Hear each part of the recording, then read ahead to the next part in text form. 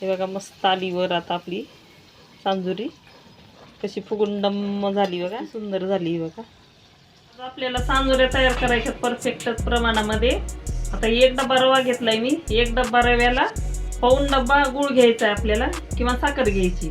आणि तुम्हाला जर गोड कमी लागत असेल तर तुम्ही अर्ध्याला अर्धे करू शकता। आता आमच्याकडे गोड लागते म्हणून पाऊणला पाऊण करणार आहे, तुम्ही कमी करू शकताय। आणि ही सांजुरी फुटत नाही तुटत नाही काहीच नाही, टम्म फुगून गोल गोल मस्त होती। तर चला आता आपण रवा भाजून घेऊया। एक चमचा तूप टाकू कढईमध्ये आणि भाजायला घेऊया। थोड्याशा लालसर रंगावर भाजून घेऊ आपण। तूप घातलेलं आहे चमचा भरायला, जास्त तूप लागत नाही।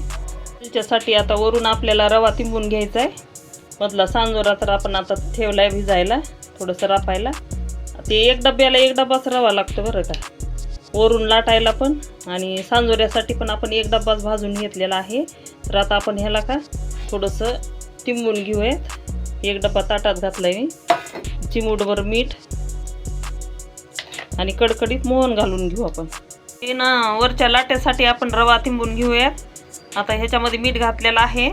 आता मोहन टाकायचं आपल्याला, कडकडीत तेल गरम केलेले मी 4 चमचे तेल आहे, हे टाकून घेते। आणि एक दिवसात जर तुम्हाला करायचं म्हणलं तेलची तर तुम्ही 6 तास भिजू घालू शकताय आणि चांगलंच भिजवायचं म्हणलं तर 12 तास रात्रभर ठेवू शकताय।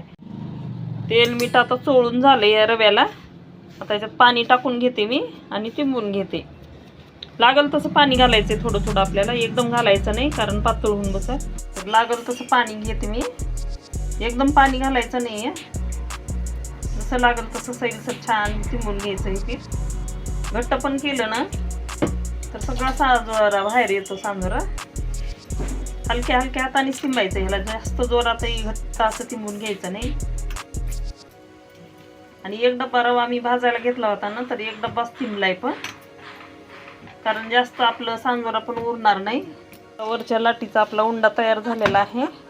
हे बघा जास्त ना घट्टही नाही आणि जास्त सैलही नाही, मिडियम केलेलं आहे हे।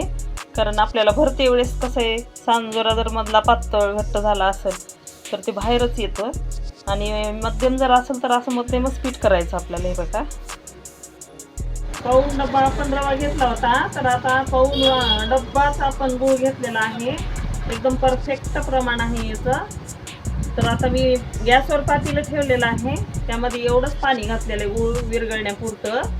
तर मी आता ह्याच्यामध्ये पातेल्यामध्ये गूळ घालून घेते आणि गूळ विरघळला की परत आपण रव्यामध्ये टाकून घेऊया। विलायची 4-5 काय टाकायचं ते टाका तुम्ही, जायफळ, थोडीशी बडीशेप चवीसाठी छान लागते। आता गुळाचं पाणी झालेलं आहे, हे गूळ विरघळलाय सगळा। हे बघा मी आता हे घेते रवा आपण भाजून ठेवलेला आणि त्याच्यामध्ये थोडं थोडं करून टाकते।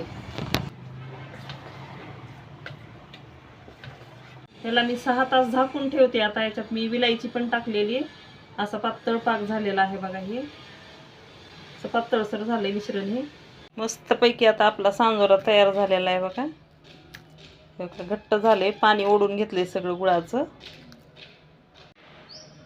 आता हे पीठ पण तयार झालेलं आहे आपलं, मऊसूत भिजलेले छान। आता लाटून घेऊयात आपण।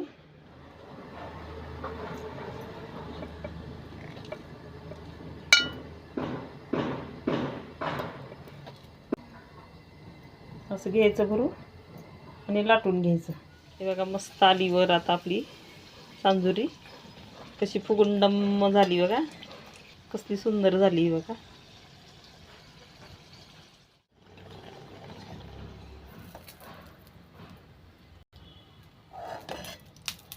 हे बघा कसली सुंदर झाली।